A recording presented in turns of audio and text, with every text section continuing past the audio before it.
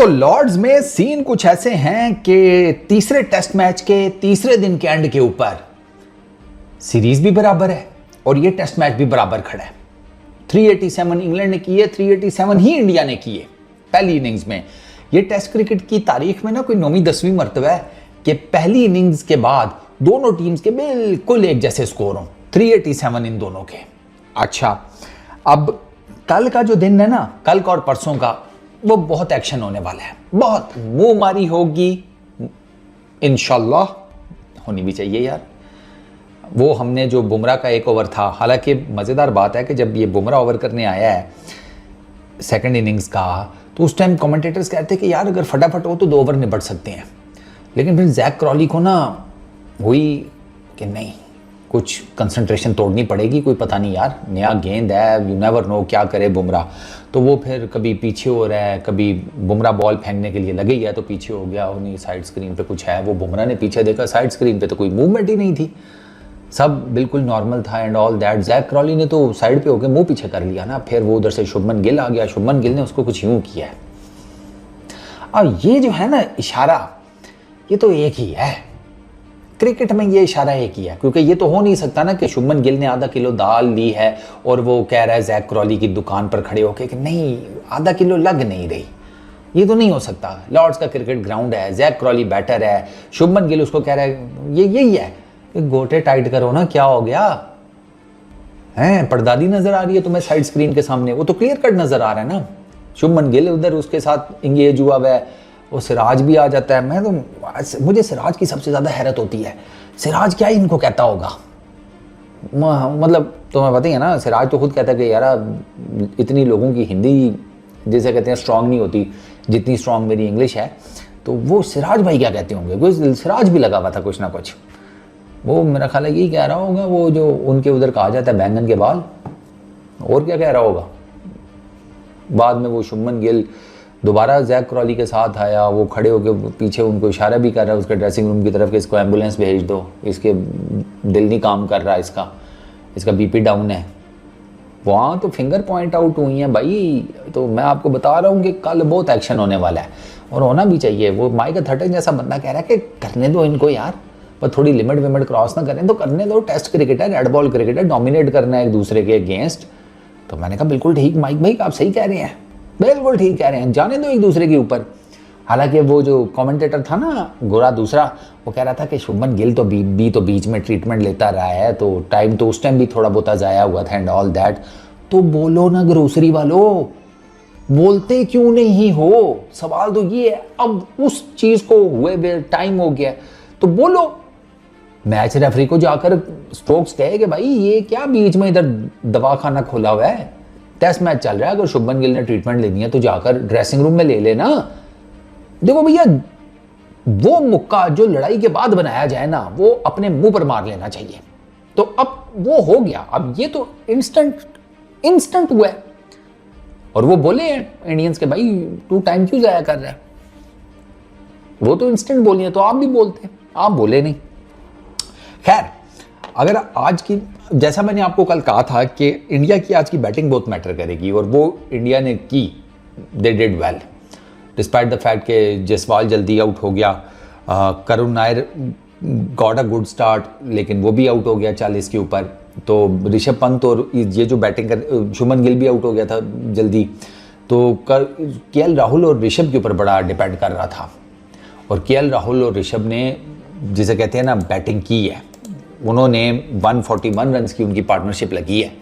KL Rahul ने exact 100 की है। अनदर, ये लॉर्ड्स में मेरा ख्याल है, if I am not wrong, तो इस शरीफ आदमी की दूसरी सेंचुरी है। ब्रिलियंट बैटिंग केएल राहुल की। ऋषभ पंत बड़ा अच्छा खेल है और अच्छा खासा खेल रहा था। इंडिया के साथ प्रॉब्लम क्या हुई है, ऋषभ पंत का रनआउट, जडेजा का सॉफ्ट डिसमिसल, रेड्डी को मैं सॉफ्ट डिसमिसल में नहीं डालूंगा यार, क्योंकि उसका ना एकदम बॉल उसके मुंह के आगे से उठा है। अब ऐसे गेंद को ना जो एकदम आपके मुंह के आगे से उठे यार, उसको टैकल करना मुश्किल हो जाता है। तो उसका मैं सॉफ्ट डिसमिसल नहीं कहूँगा, लेकिन पंत का और जडेजा का तो बहुत सॉफ्ट डिसमिसल था यार। ऊपर से ना एक, मैं ना इनको दूंगा दाद जडेजा को और वॉशिंगटन सुंदर को, सर इन्होंने ना जोफ्रा आर्चर का ना तकरीबन सेकंड न्यू बॉल से ना कुछ टाइम पहले उसका एक स्पेल है तकरीबन कोई 2-2.5 ओवर का उसने किए हैं, कोई आप कह लें 15-16 गेंदे, वो 2-2.5 ओवर बनती है। उस कमबख्त मारे ने ना जोफ्रा आर्चर ने एक गेंद, उस्ताद जी एक गेंद 90 माइल से नीचे की नहीं की, वो 90 माइल्स पर आवर से 94 माइल्स पर आवर के बीच में 15-16 इकट्ठी गेंदें फेंक कर गया है और उसने सुंगाई हैं गेंदें।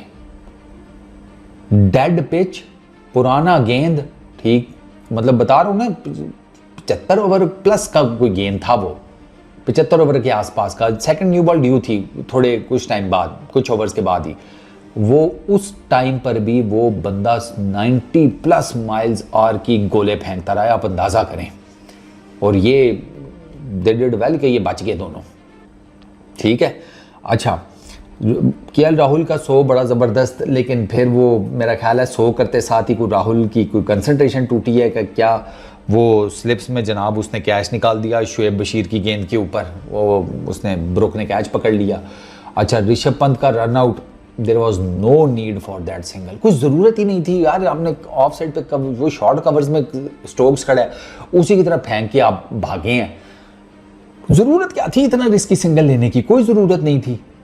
वो एरर ऑफ जजमेंट हुआ है, वो पंत से भी हुआ है, वो केएल राहुल से भी हुआ है, वो सिंगल नहीं बनता था। और स्टोक्स तो ठीक ठाक तगड़ा फील्डर है उसने फिर डायरेक्टेड मार दी, पंत 74 पर आउट हो गया, वरना पंत बड़ा अच्छा खेल रहा था। केएल राहुल और पंत दोनों बड़ा ज़बरदस्त खेल रहे थे, लेकिन वो बस वो जारी बात है, आपको पता है जब पार्टनरशिप टूटती है ना तो एक जाता है तो दूसरा भी उसके बाद चला जाता है, तो ये एग्जैक्टली वही हुआ। अच्छा, जड्डू प्लेड रियली वेल, मैंने 350 है उसकी, 72 की हैं, ही प्लेड रियली वेल, इंतहाई सॉफ्ट डिसमिसल, लेग साइड पे गेंद उसने फ्लिक करने की कोशिश की है, हल्का सा एज लग गया, थोड़ा सा थिक, थोड़ा सा मोटा लग जाता तो शायद जेमी स्मिथ के परली तरफ से निकल जाता, लेकिन वो कैच भी अच्छा पकड़ा जेमी स्मिथ ने डाउन द लेग साइड, नीचे को गिर रहा था बॉल और उस लड़के ने बड़ा अच्छा कैच पकड़ा है जेमी स्मिथ ने। तो जड्डू का भी सॉफ्ट डिसमिसल।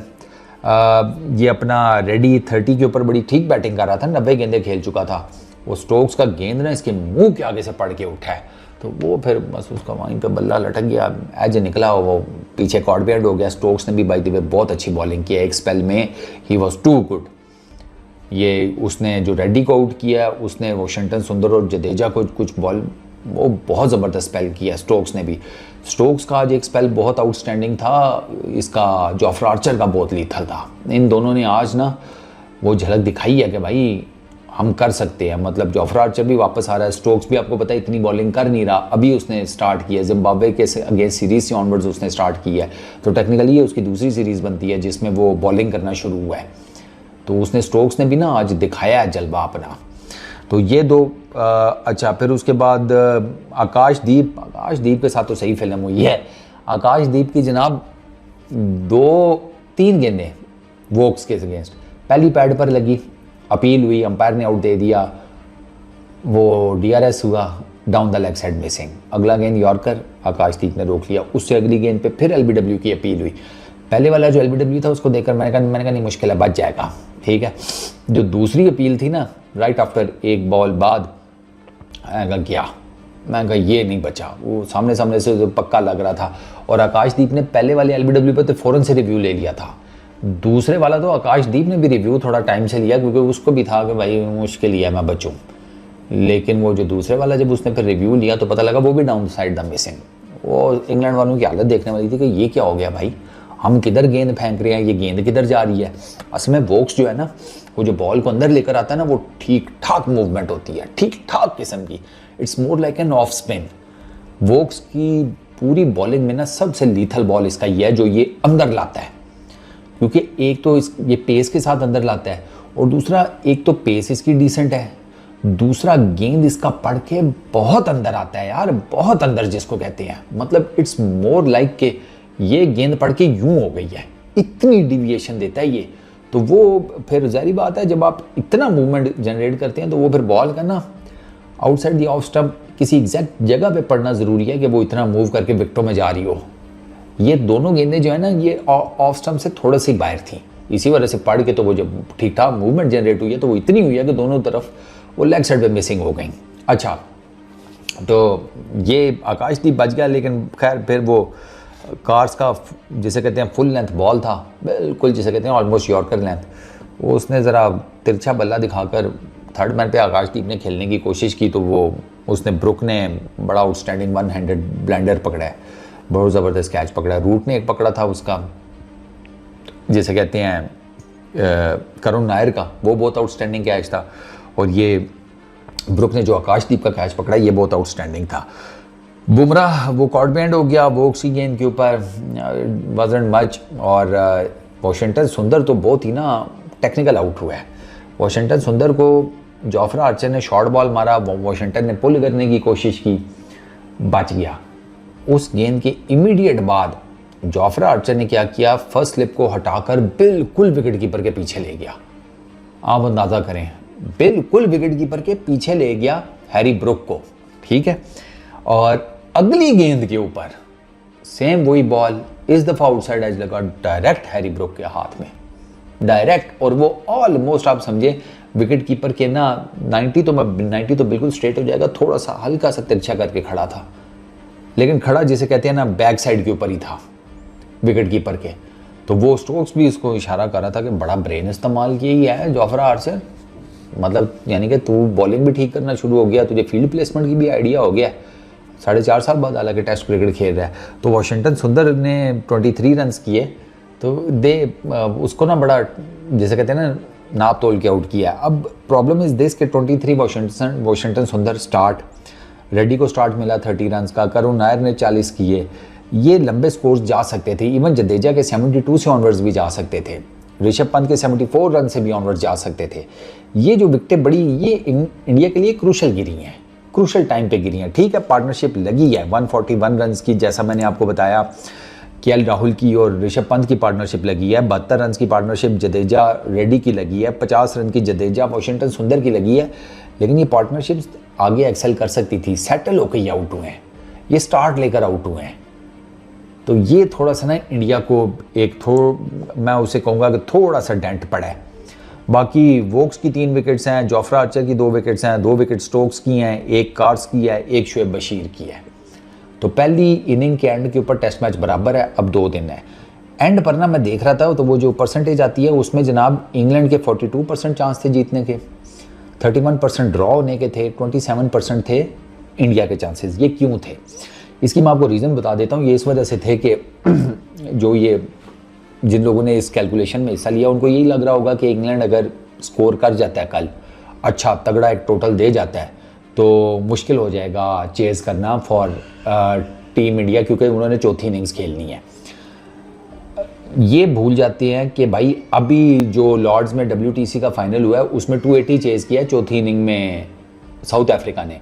ठीक है, उस विकेट और इस विकेट में थोड़ा सा फ़र्क है, वो इतनी स्लगिश नहीं थी, बट स्लगिश विकेट हो भी तो ये वो सब कॉन्टिनेंट स्लगिश नहीं है। तो आपने थोड़ा सा नया बॉल निकाल लिया, आपने थोड़ा सा ज़रा सेटल हो गए, आपको आइडिया हो गया, तो you have runs on this wicket. Even चौथे 5वें दिन भी आपके पास रन्स करने की सहूलत मौजूद होगी इस विकेट के ऊपर। ये वो हमारी सब कॉन्टिनेंट वाली स्लगिश विकेट नहीं होगी, गेंद ऊपर रह गया, गेंद नीचे रह गया, ऑड बाउंस, ठीक है, बॉल मीटर स्पिन हो रहा है, ये वो नहीं। इस विकेट के ऊपर अगर इंडिया को लेट सपोज एक टारगेट मिलता है ना कोई 300 समथिंग का, तो इंडिया हैज़ अ चांस। मैंने आपको बताया लॉर्ड्स का अगर आप लास्ट देखेंगे ना कुछ टेस्ट मैचेस के रिजल्ट्स, तो उसमें आपको चौथी इनिंग में चेज करके भी जीतते हुए टीम्स नज़र आएंगी, ये आपको आएंगी। WTC फाइनल का तो मैंने आपको भी रिसेंट मोस्ट एग्जांपल दिया ना, 280 चेज किया था सर मार्करम ने, जिसमें बड़ी शानदार बैटिंग की थी, मैं सेंचुरी की थी शायद की क्या, तो वो इंडिया हैज़ अ चांस। अब एक तो कल अब जरी बात है न्यू बॉल है, पहला घंटा बहुत इंपॉर्टेंट है सर दोनों टीम्स के लिए। Bumrah will have the new ball, 5 over का वो स्पेल करेगा, दूसरी तरफ से भी कोई होगा, सिराज होगा मोस्ट प्रोबेबली, तो ये घंटा और लगेगा। ये घंटा बहुत इंपॉर्टेंट है दोनों टीम्स के लिए। इंडिया निकाल चाहेगा कि हम विकेटें निकालें मैक्सिमम, ठीक है। और ये है कि ड्यूक्स का बॉल थोड़ा सा जब पुराना हो जाए तो उस पर आपने देख ही लिया है, इस विकेट के ऊपर बैटिंग ईजी हो जाती है। तो कल का पहला घंटा बहुत इंपॉर्टेंट है, और अगले 2 दिनों में ना आई फील के ये गेम जो है ना सेशन टू सेशन चलेगी। जिस टीम का भी एक आधा सेशन बुरा गया ना, उसके लिए रेस में compete करना दूसरे के अगेंस्ट मुश्किल हो जाएगा। एक सेशन जो है ना इस पूरे टेस्ट मैच का नक्शा चेंज कर सकता है आखिरी 2 दिन में। तो तभी मैं कह रहा हूँ कि अब प्रेशर दोनों टीम्स के ऊपर है, तो आपको ना ठीक ठाक एक्शन देखने को मिलेगा। आपको गालम गलूच भी मिलेगी, आपको मुंहमारी भी मिलेगी, आपको हीटेड किस्म के आर्गूमेंट्स भी देखने को मिलेंगे, आपको बैट के जलवे भी मिलेंगे, आपको गेंद का घूमना भी नज़र आएगा, आपको बहुत कुछ नज़र आने वाला है। क्योंकि आपको ना एक आइडिया हो जाता है कि ये टेस्ट मैच किस तरफ जा रहा है। तो वो जो जिस तरफ ये जा रहा है ना, ये दोनों टीम्स पूरी कोशिश करेंगी कि भाई यहाँ जीतो, और अगर जहाँ पर भी इनको लगा ना कि नहीं यार हमारे जीतने के चांसेस ज़रा कम हो गए हैं, तो वहाँ पर ना ये डिफीट से बचने के लिए जाएंगे ड्रॉ की तरफ। ये होगा क्योंकि मैंने आपको बताया ना पहले 3 दिन के बाद दोनों टीमें बराबर हैं। अब आखिरी 2 दिन की सारी गेम है और उन 2 दिनों में एनीथिंग कैन हैपन। ये तो अब कल पता लगेगा, कल पहले घंटे से पता लग जाएगा आपको कि कल की क्या सूरत हाल बनेगी। तो एक्साइटिंग टाइम्स, मज़ा आएगा कल अगले 2 दिन का ये टेस्ट मैच देखने का। तो लेट्स सी क्या बनता है। इस वीडियो में इतना ही। अपना बहुत ख्याल रखना यार। नेक्स्ट वीडियो में मुलाकात होगी। Peace out.